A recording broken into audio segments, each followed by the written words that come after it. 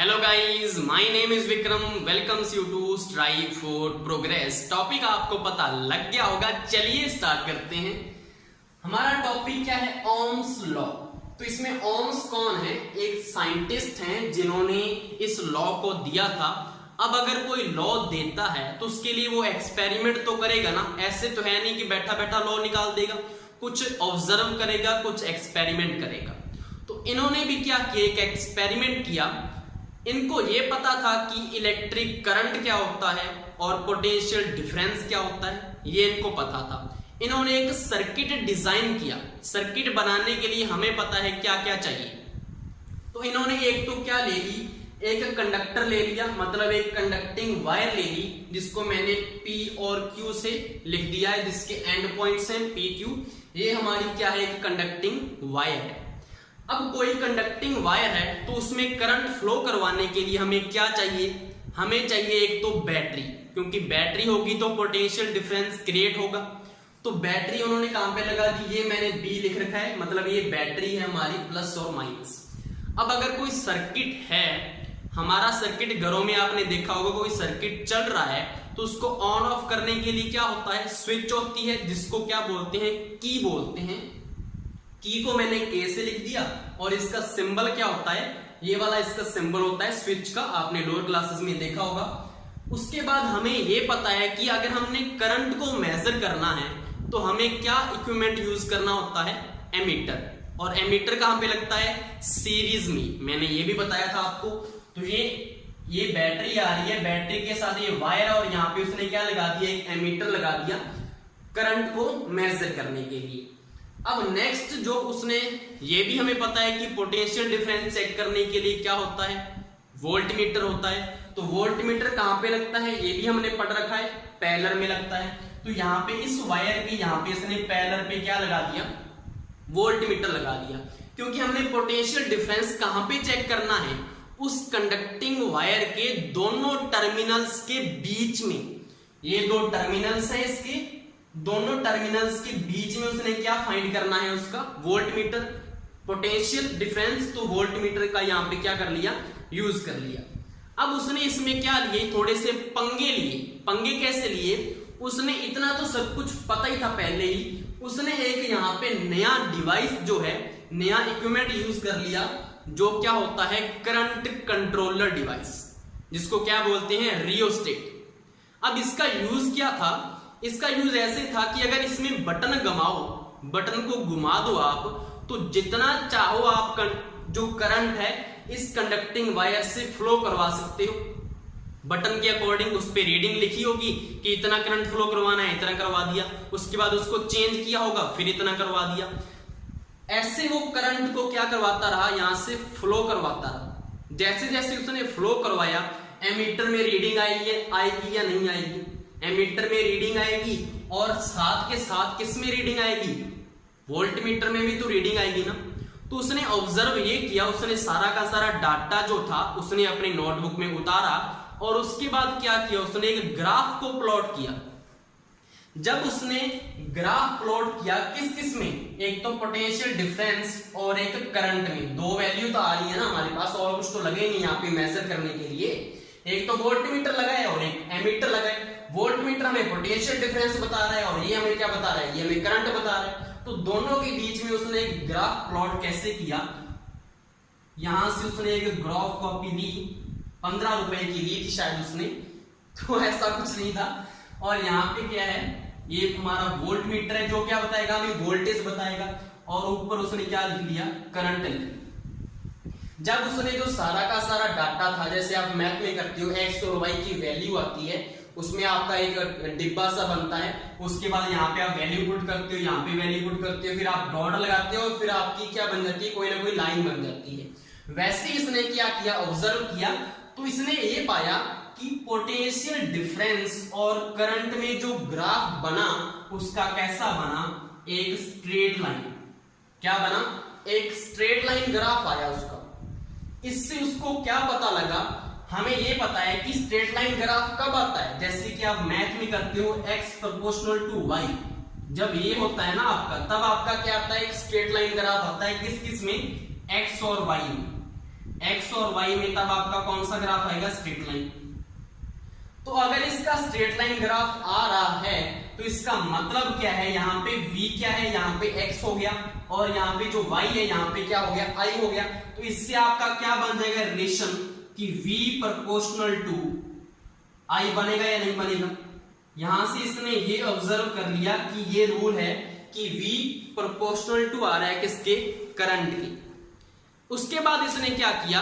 इतना निकाला, उसके बाद इसने इस वायर को चेंज कर दिया, इसकी लेंथ चेंज करके देखी, इसका जो क्रॉस सेक्शनल एरिया मतलब इसकी मोटाई, कोई मोटी होती है तार, कोई पतली होती है, वो चेंज करके देखी।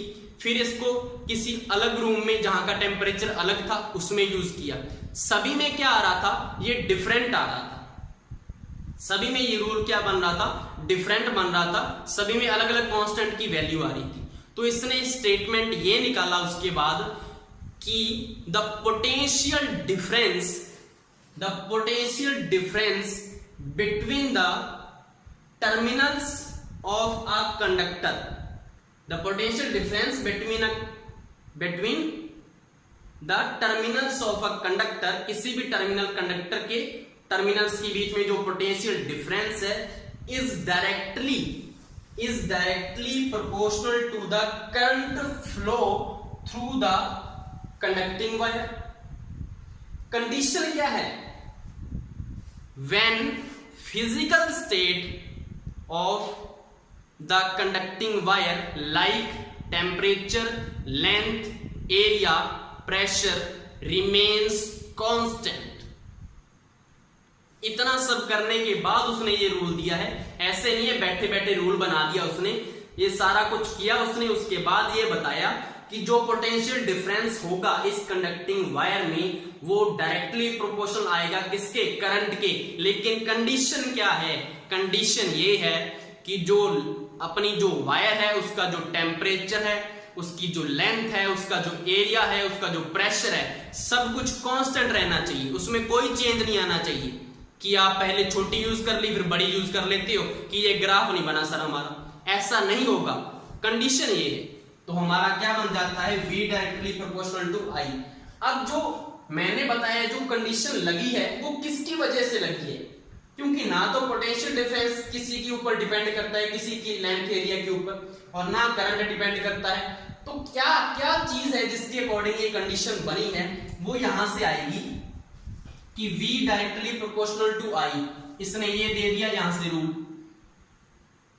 अब हमें पता है कि प्रोपोर्शनल टू जो कांस्टेंट है अगर उसको हम हटा देते हैं तो हमारे पास एक क्या आ जाता है? इक्वल टू के साथ एक कांस्टेंट आ जाता है, जिसको मैंने क्या लिख दिया? r से लिख दिया। तो v equal to r I, जहां पे r क्या होता है? हमारा कांस्टेंट होता है। और r को क्या बोला जाता है? r को बोला जाता है रेजिस्टेंस। यही हमारा नेक्स्ट टॉपिक होगा, लेकिन इसमें मैं आपको ओम्स लॉ के अकॉर्डिंग जितना चाहिए हमें वो बताऊंगा। डिटेल से हम नेक्स्ट जो हमारा टॉपिक आएगा वो रेजिस्टेंस ही होगा, उसमें पढ़ेंगे। तो यहाँ पे जो R क्या है? रेजिस्टेंस है। रेजिस्टेंस है क्या? रेजिस्टेंस ये होता है किसी भी कंडक्टिंग वायर में रेजिस्टेंस का काम क्या है? ऑब्स्ट्रक्शन पैदा करना। किसकी मूवमेंट में? इलेक्ट्रॉन की मूवमेंट के अपोजिट, बाधा उत्पन्न करना। ऑब्स्ट्रक्शन क्या होता है? बाधा। हिंड्रेंस बोल दो, वो भी बाधा होती है, रुकावट, अटकन, रोकना। किसको? इलेक्ट्रॉन। तो ये क्या करता है? इलेक्ट्रॉन इधर से आ रहा है उसको धक्का देता है कि तू उधर मत जा। अगर इलेक्ट्रॉन इधर से इधर नहीं गया तो करंट का फ्लो कैसे होगा? क्योंकि इलेक्ट्रॉन ही तो फ्लो करवा रहे हैं करंट का। इलेक्ट्रॉन इधर से इधर जाएगा, पॉजिटिव अट्रैक्ट करेगा, फिर वो कमी होगी, फिर वो नेगेटिव में जाएगा, फिर वो ऐसा चलता रहता है, फिर ही तो सर्किट पूरा होगा। तो रेजिस्टेंस का काम क्या है? ऑब्स्ट्रक्शन पैदा करना to the movement of electrons. ठीक है, ये रेजिस्टेंस का मतलब है। इसको डिटेल से हम नेक्स्ट टॉपिक में पढ़ लेंगे। अब ये चीज हो गई है। अब जो मैंने कंडीशन बताई है आपको कि वो क्यों उसकी कंडीशन दी है उसने, इस रेजिस्टेंस की वजह से। क्योंकि जो हमारा रेजिस्टेंस है किसी भी कंडक्टिंग वायर का, वो डिपेंड करता है उसका टेम्परेचर कितना है, उसकी लेंथ कितनी है, उसका एरिया कितना है, उसका प्रेशर कितना है। उसके अकॉर्डिंग इसकी वैल्यू क्या करती है? चेंज करती रहती है। हमें पता है कि आर की वैल्यू, जैसे इस कंडक्टिंग वायर के लिए इसकी वैल्यू 2 मान लो, कंसिडर कर ली कि 2 है। अब मैंने इसकी लेंथ बड़ी कर दी, तो आर की वैल्यू क्या होगी, चेंज होगी या नहीं होगी, चेंज होगी ना। आर की वैल्यू 4 मान लो, तो 4 हो गया, तो मतलब ये रूल फॉलो थोड़ी करेगा, फिर तो ये चेंज हो जाएगा। तो यही है, इसी कारण उसने ये कंडीशन दी थी कि सारी की सारी चीज कांस्टेंट होनी चाहिए, इस रेजिस्टेंस की वजह से। रेजिस्टेंस आपको पता लग गया कहां से आया। अब आप बोलोगे ये तो ठीक है, अब इसका एक यूनिट देख लो आप। V का यूनिट तो पता है आपको, इलेक्ट्रिक पोटेंशियल का यूनिट क्या होता है, V का तो होता है वोल्ट, वोल्ट तो इसका यूनिट आ गया। अब R का रेजिस्टेंस का यूनिट आपको नहीं पता, लेकिन करंट का यूनिट क्या होता है, इनटू में करंट का यूनिट आपको मैंने बताया था एम्पियर, करंट का यूनिट क्या हो गया, एम्पियर हो गया। अब रेजिस्टेंस का यूनिट क्या आएगा, रेजिस्टेंस इक्वल टू, यहां से R की वैल्यू निकालें तो क्या आएगा, V अपॉन I, यही तो आएगा, V अपॉन I इसके नीचे चला जाएगा और R की वैल्यू आ जाएगी, और इसका यूनिट होता है ओम, क्योंकि जो ओम्स लॉ था यहीं से रेजिस्टेंस आया था, तो उसने जो यूनिट का नाम भी क्या रख दिया, ओम रख दिया, और इसका सिंबल होता है ये वाला, ये इसका क्या होता है, सिंबल होता है किसका, रेजिस्टेंस की यूनिट का, ओम का, इसका यूनिट हो गया। अब आप बोलोगे ये तो ठीक है कि हम इसको पढ़ क्यों रहे हैं, ये तो बताओ ना, क्यों पढ़ रहे हैं ओम्स लॉ को, ठीक है बस हो गया। इसका यूज क्या है, इसका यूज क्या है इस सर्किट में, इस सर्किट में नहीं, किसी भी सर्किट में इसका यूज क्या है। हमें पता है कि जो हमारी बैटरी होती है, बैटरी हमारी होती है, ये हमारी बैटरी है, वो हमारी होती है 9 वोल्ट की। हमें पता है हमारी जो बैटरी, आप देखना उसके ऊपर 9 वोल्ट लिखा होता है, वो बैटरी हमारी 9 वोल्ट की है। और एक आप छोटी, सबसे छोटी जो एलईडीज आती है ना, बिल्कुल छोटी छोटी बल्ब आते हैं एलईडी के, वो आप देखना, उसके ऊपर आपको लिखा मिलेगा 2 वोल्ट की जो है आपका एलईडी है। एक तो आपको उसमें वोल्ट लिखा होगा, और एक इसमें ये लिखा होगा कि ये जो एलईडी है इसमें कितना करंट फ्लो करेगा, इसमें करंट फ्लो करेगा जी 2.5 मिली एम्पियर। मिली एम्पियर का मैंने फंडा आपको बता दिया था, मिली का मतलब 10-3 होता है, एम्पियर में कन्वर्ट हो जाता है। तो उसके ऊपर ये आपको डिटेल दी होगी, जब भी आप मार्केट से खरीदोगे उसके ऊपर डिब्बे के ऊपर क्या लिखा होगा कि ये 2 वोल्ट की एलईडी है और इसमें करंट कितना फ्लो कर सकता है, 2.5 मिली एम्पियर। अब अगर हम इस सर्किट में, आप बोलोगे कि सर्किट तो लगा दिया सर आपने, स्विच नहीं लगाई, फिर आप पंगा करोगे तो स्विच भी यूज कर लो इसमें। तो मैंने यहाँ पे क्या लगा दी, एक स्विच भी लगा दी। ये हमारी की है, ये हमारी बैटरी है 9 वोल्ट की, और ये हमारी क्या है, एलईडी है। अगर मैं इसको 9 वोल्ट की वोल्टेज प्रोवाइड करूंगा, किसको, 2 वोल्ट वाली एलईडी को, तो ये जलेगी, ये जलेगी नहीं साहब, ये फटेगी। क्या करेगी, ये ब्लास्ट करेगी, ये ब्लास्ट कर जाएगी हमारी 2 वोल्ट की जो एलईडी है, उसने क्या कर देना है, ब्लास्ट कर देना है, क्योंकि पीछे से 9 वोल्ट आ रही है, इतनी ज्यादा आ रही है और उसको थोड़ी सी चाहिए, तो वो क्या करेगा, ब्लास्ट करेगा। तो इसमें हमारा यूज क्या है, ओम्स लॉ का यूज क्या है इसमें, कि हमें यहां पे फाइंड करना पड़ता है, इस वोल्टेज को हमने कम करना है। कम करने का तरीका क्या है, मैंने अभी क्या बताया था आपको, रेजिस्टेंस क्या करता है, ऑब्स्ट्रक्शन पैदा करता है इलेक्ट्रॉन की मूवमेंट में। अगर इलेक्ट्रॉन मूव नहीं करेगा तो मतलब करंट क्या है, कम फ्लो करेगा, मतलब करंट क्या है, उतना फ्लो नहीं करेगा जितना पहले फ्लो कर रहा था। तो अगर हम इस रेजिस्टेंस को इस सर्किट में यूज कर लें तो ये क्या करेगा, इस 9 वोल्ट को यहां पे पास करने देगा, क्या कम फ्लो करने देगा, पहले जितना नहीं फ्लो करने देगा। तो इसका यूज यही है कि हमें रेजिस्टेंस को इसमें यूज करना पड़ता है। तो मैंने रेजिस्टेंस का सिंबल जो है ये वाला होता है। हमने ऊपर ये जो कंडक्टिंग वायर थी ना, उसमें रेजिस्टेंस क्यों लगाया था, क्योंकि हमने पता है कि V directly proportional to R है, तो किसी भी कंडक्टिंग वायर में रेजिस्टेंस होता ही है ऑलरेडी, और इसको हम एडिशनल भी लगा सकते हैं, बाहर से भी लगा सकते हैं, और थोड़ा बहुत किसी कंडक्टिंग वायर का रेजिस्टेंस होता ही है। तो ये इसका रेजिस्टेंस था। यहाँ पे ये रियोस्टेट है, इसका जो सिंबल है ये वाला होता है। अब इसमें हमने रेजिस्टेंस तो यूज करना है, लेकिन हमें ये कैसे पता लगेगा कि रेजिस्टेंस कितना लगाना है, कितनी वैल्यू का लगाना है, हमें कितनी होना चाहिए ओम का, कितने ओम का रेजिस्टेंस हम यहाँ पे यूज करें कि हमारी जो एलईडी है फटे नहीं और जल जाए। तो इसके लिए हमारा फॉर्मूला क्या है, फॉर्मूला हमारा क्या है, यहाँ पे आर की वैल्यू कहां से निकलती है, वोल्टेज अपॉन करंट। हमें वोल्टेज दे रखी है या नहीं दे रखी, दोनों की। हमें करंट दे रखा है या नहीं दे रखा, करंट दे रखा है कि 255 मिली एम्पियर करंट फ्लो करेगा जी। हमने अब इसको निकालना कैसे होता है, ये भी पूरा समझ ही लो इसको। रेजिस्टेंस की वैल्यू कैसे आएगी, ये हमारा रेजिस्टेंस है, resistance equal to V upon I। अब ऐसा नहीं है कि आप क्या करो 2 वोल्ट यहां पे लिख दो और करंट लिख दो 2.5, ऐसा नहीं है, क्योंकि बैटरी का भी तो कोई यूज है ना, बैटरी की वोल्टेज को तो हमने ड्रॉप करना है। अब हमें ये देखना है कि हमें ड्रॉप एक्चुअली वोल्टेज कितनी करनी है। हमें पीछे से आ रही है 9 वोल्ट, हमें कितनी चाहिए 2 वोल्ट, तो हमें ड्रॉप कितनी करनी है, कितनी फेंक देनी है बाहर, बस उसका कोई यूज नहीं है, उसको निकाल दो। कितनी है 9 वोल्ट, तो हमें पीछे से आ रही है 2 वोल्ट हमें चाहिए, तो मतलब 9 माइनस 2 इक्वल टू 7 वोल्ट। हमने कितनी ड्रॉप करनी है 7 वोल्ट। 7 वोल्ट को हमें आगे नहीं जाने देना, जिससे कि एलईडी ब्लास्ट ना हो, इसको 2 वोल्ट ही मिले। तो हमें एक्चुअली V की वैल्यू पुट कौन सी करनी है, जो हमने ड्रॉप करवाना है, जितना हमें ड्रॉप करवाना है। तो यहाँ पे V की वैल्यू क्या आएगी 7 वोल्ट। अब अगर हमारा जो V है वोल्ट में है, करंट हमारा किस में था एम्पियर में, हमें किस में दे रखा है 2.5 मिली एम्पियर में, तो सबसे पहले इसको कन्वर्ट करना पड़ेगा आपको कि 2.5 मिली एम्पियर, तो मैंने क्या बोला था उसको 10-3 में मल्टीप्लाई कर लो, तो वो क्या कन्वर्ट हो जाएगा एम्पियर में कन्वर्ट हो जाएगा। इस 10-3 का मतलब क्या है, इसका मतलब ये होता है कि 2.5 10-3 है ना, अगर ऊपर -3 है तो इसको डिवाइड में क्या लिख सकते हो आप 10 की पावर क्यूब, 10 की पावर में क्यूब आ जाएगा, माइनस अगर दिया हुआ है तो यहाँ पे ये ऐसे आ जाएगा। अब इसको अगर यहीं पे सॉल्व करना है तो ठीक है, नहीं तो इसको आगे सॉल्व करना है। अगर यहीं पे इसको और क्या बना सकते हो, अगर आप यहाँ से पॉइंट हटा दो, अगर हम पॉइंट हटाते हैं तो नीचे क्या आता है, नीचे 10 आएगा या नहीं आएगा, इतना तो पता ही है यार आपको। अब 10 की पावर यहाँ पे 1 है, तो यहाँ पे 3 है, तो टोटल कितना हो गया 3 + 1 4 हो गया।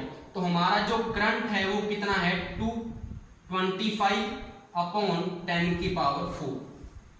अब इसको यहाँ पे पुट कर दो, करंट की वैल्यू एम्पियर में आ चुकी है, इसको यहाँ पे पुट करो तो 25 इंटू में, क्योंकि इसके डिवाइड में है तो ऊपर चला जाएगा 10 की पावर 4। इतना आया या नहीं आया, इतना आ चुका है। अब इसको सॉल्व करना है और कुछ नहीं करना। R = 7, 10 की 4 मतलब 1 के साथ 4 0, 1 2 3 4 डिवाइड बाई 25, 25 चौका 100। भाई मैं तो अपनी लैंग्वेज में कैलकुलेशन करता हूं, मैं कोई इंग्लिश मीडियम में ऐसा कुछ भी मैं देखता नहीं हूं, क्योंकि अपनी लैंग्वेज में जो कैलकुलेशन होती है वो सबसे फास्ट होती है। 25 चौका 100 और यहाँ पे 2 0 आई गए हैं, तो 7 चौका 28, 2800 इतना ही आएगा। 25 चौका 100, 7 चौका 28, ये कितना आ गया ओम में आ गया, ये हमारा किसमें आ गया ओम में आ गया। तो इतना जो रेजिस्टेंस का, इतने ओम का रेजिस्टेंस हमें कहां पे यूज करना पड़ेगा इसमें, ताकि हमारी जो एलईडी है वो ब्लास्ट ना कर सके, ब्लास्ट ना करे और क्या करे वो जल जाए।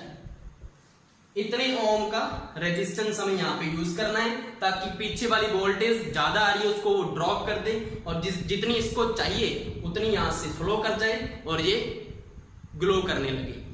अब इसको 2800 ओम लिखने के बजाय अगर आप इसको छोटा लिखना चाहते हो तो कैसे लिख सकते हो कि हमें पता है 1 किलो ओम में कितने ओम होते हैं 1000 ओम होते हैं। 1 किलो ओम में हमें पता ना 1 किलो में कितने होते हैं 1000 ग्राम होते हैं, वैसा ही है 1 किलो ओम में 1000 क्या होते हैं ओम होते हैं। इसको हम कन्वर्ट किस में कर सकते हैं किलो ओम में। कैसे कन्वर्ट करेंगे 2800 में हमें कितना डिवाइड करना पड़ेगा 1000, 2 से ये 2 कट गया तो ये आ गया 2.8 किलो ओम। ये वाला रेजिस्टेंस बोल दो या वो वाला ओम वाला बोल दो, यहाँ पे हमें यूज करना पड़ेगा। तो इसकी वैल्यू कितनी होनी चाहिए, 2.8 kilo ohm.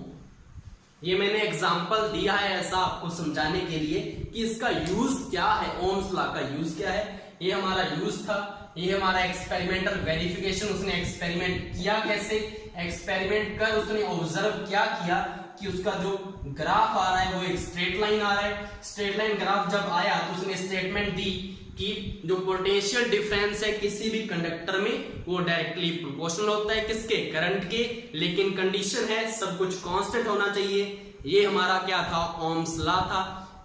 I hope so आपको ये सारा का सारा टॉपिक अच्छे से समझ में आया होगा। Thank you.